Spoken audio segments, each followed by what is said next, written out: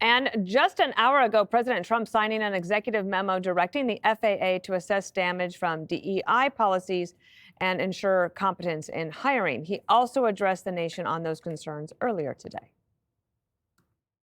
Our hearts are shattered alongside yours, and our prayers are with you now. We must have only the highest standards for those who work in our aviation system. I changed the Obama standards from very mediocre at best to extraordinary. I put safety first. Obama, Biden, and the Democrats put policy first. What you did have is you had vision. The helicopter had vision of the plane because you had vision of it all. This is a tragedy that should not have happened. How you can come to the conclusion right now that diversity had something to do with this crash? Because I have common sense, okay? And unfortunately, a lot of people don't. We want brilliant people doing this. Should people be hesitant to fly right now? No, not at all. I've not hesitated to fly. This is something that it's been many years that something like this has happened. And the collision is just something that we don't expect ever to happen again. And here's the president again later in the day. Are you saying race or gender played a role in this tragedy? It may have. I don't know. Incompetence might have played a role. We'll let you know that. But we want the most competent people. We don't care what race they are. We want the most competent people, especially in those positions. And you're talking about extremely complex things. And if they don't have a great brain, a great power of the brain, they're not going to be very good at what they do, and bad things will happen. Greg, a lot of heartbreak today as we assess basically the full weight of all of this comes to the fore. Yeah, it's a terrible story. And we talk about it because it is like the first big casualty in 15 years. So that's really what makes it news, because it's so rare. I think we lose this many people in 2 days of fentanyl overdoses. It took us years to pay attention to that. I know nothing about this area, but when Trump talks about aviation, he's not some talking head like me who bones up on Wikipedia. He knows jets, he knows copters. Half his life is spent in the air. And sadly, in 1989, 3 of his top executives died in a copter crash. He understands this.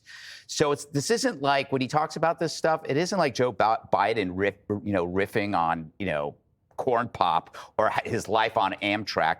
Trump actually lives this stuff. So it's more than just an opinion. It's somebody opinion backed by experience. But the question then is, it's the words versus deeds test, Do you react with like, how dare he say this stuff?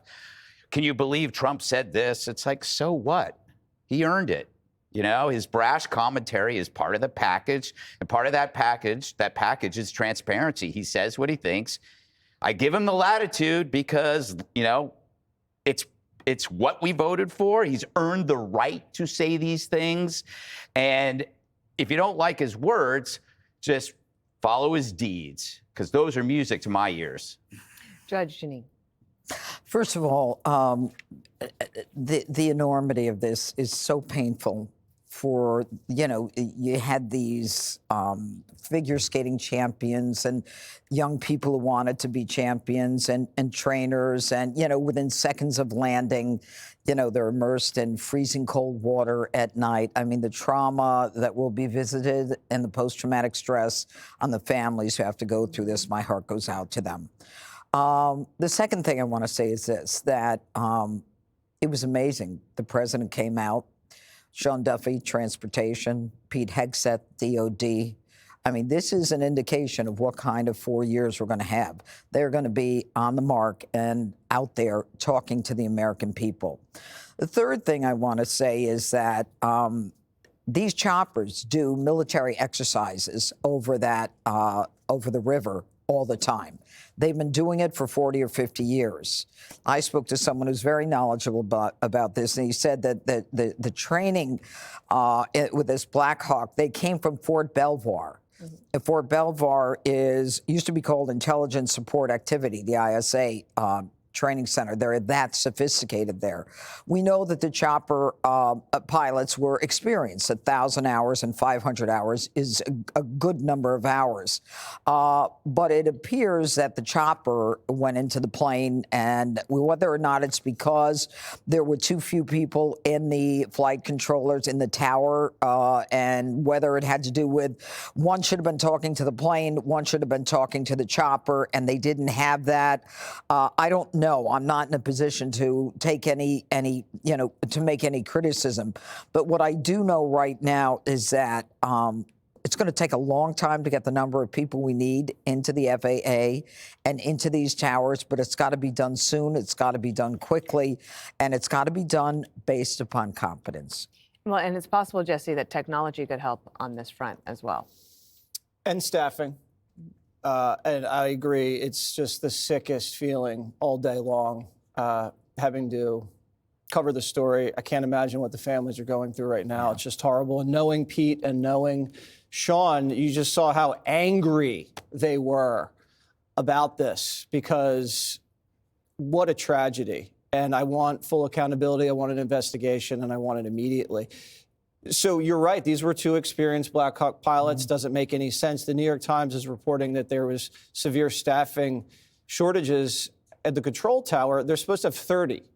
They only had 19. This has been going on for quite some time. So one of the air traffic control guys was doing the job of two people. And when you do that, he's communicating with the chopper and the plane pilot. And what happens is you get radio frequencies that the helicopter pilots are not hearing the same thing as the plane pilots. The staffing shortages, Donald Trump is arguing, are a result of DEI policies. You go back to the Obama-Biden administration, and they rejected 1,000 well-qualified applicants for air traffic control because they weren't diverse enough. Joe Biden had a DEI quota.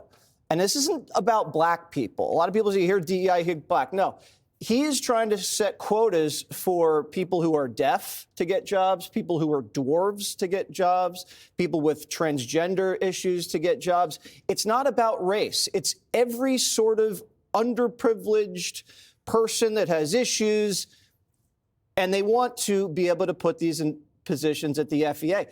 They were unable to meet their own DEI quotas. And that's what is leading to staffing shortages, among many other things. So is it the main factor? We don't know. Right now, there's a staffing issue. And it's weird that there's a staffing issue at the FAA because there's no staffing issue anywhere else in the federal government. Everywhere else in the federal government, there's plenty of bureaucrats. There's too many bureaucrats. But at the FAA, they can't find enough people. That's mismanagement. And that's obvious. And that's been going on for a long time. It wasn't about money. Biden and Trump spent the exact same money on the FAA. This could also have been a medical issue. This could have been a mechanical issue. We're not going to know until we have this investigation, and I just hope we get it really soon. Yeah. Last word to you, Jessica. I echo everyone's sentiments about how heart-wrenching this is for the families of those who passed away. It's going to be a very long road. There was a story about a figure skater who was part of this group who tried to get on the plane, but his dog was too big. Right. So he had to make the 14-hour drive, which saved his life. And I'm sure his survivor's guilt, knowing how close that community is going to be terrible. A lifetime of pain and anguish. And it's just heartbreaking. The staffing issue, obviously a massive problem. If you have one person doing two people's jobs in the dark, with the way those runways are, with the lights of a city, which I know is a complicating factor as well, even if they did have night vision goggles, which we have heard that they did have them on board the Black Hawk. In terms of what the president has said, and I fully appreciate, as Greg has said many times now, it doesn't matter if you like how he says it or what he says, this is what people voted for. And I agree with you to a large degree. People said, I have a problem with DEI, for instance. I don't care about it being gruff. I want to see the action. But I would say that there is a moment to be talking about those things, and there is a moment to just be a consoler in chief. And I thought that CNN's aviation expert, Pete Montine, put it well. He said, what he said is not only unprofessional, unpresidential, inconsiderate of the status of the investigation, but it's frankly unhinged. This DEI policy was put in. You agree that was unhinged, what he did? I think coming out, and the first part when he was reading off the prompter was correct. Whoever wrote it, if it was Stephen Miller or someone else, that sounded like somebody who was actually thinking of the families of the people who had just passed away. And then he had a campaign rally in the middle of what should have been a somber occasion. And these DEI policies were put in place in 2013. He had every opportunity through his first administration to revoke them if they thought they were terrible, but he didn't. And when you talk about staffing issues, sure, the control room is a problem, but you know what else is a problem? That there's no head of the FAA because Michael Whitaker resigned for months. Elon Musk has been trying to push him out since September when he said you should pay a $600,000 fine for SpaceX that they're failing to follow the license requirements. Constantly on him. He knows he's going to get fired. He resigns. We have no head of the Coast Guard. And they have, in the first week in office, gutted this key aviation safety advisory committee. Coast Guard. I'm talking about all the people that take care of us, that make sure that you are safe. They are trying to gut that to install people. Biden was taking care of us? Biden couldn't even show up in Palestine for a year. That's my favorite game that you play. It's No, not you going to work play for in it. four. Really? I'm talking about the president. You won.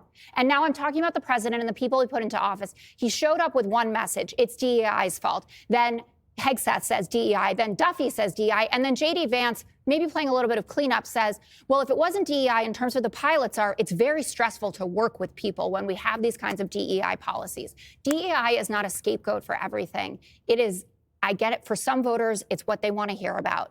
But in a way, DEI is the mirror to the Democrats' argument with racism or climate change. It can be used to explain everything, except unlike racism and climate change, which the left found under every rock, every issue. DEI is indeed under every rock because the Democrats put it there. In fact, you boasted about it. So it's nobody's fault if they are suspicious that it might do damage because we were told how great it was. And then we learned that it was discriminatory. And it's not our fault to wonder, is this playing a role in a lot of the problems that we were seeing in whether it was airplane parts or anything, or in the entertainment industry? We saw problems and we're going like, well, this seems to be everywhere. We were told that. So I think the suspicion is fair. It may not be right. This could have been human error. This could have been a malfunction. But the suspicion is always going to be there because it was placed there by your clan, your evil clan.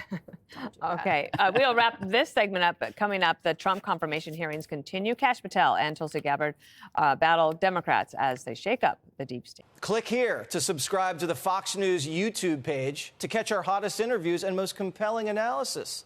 You won't get it anywhere else.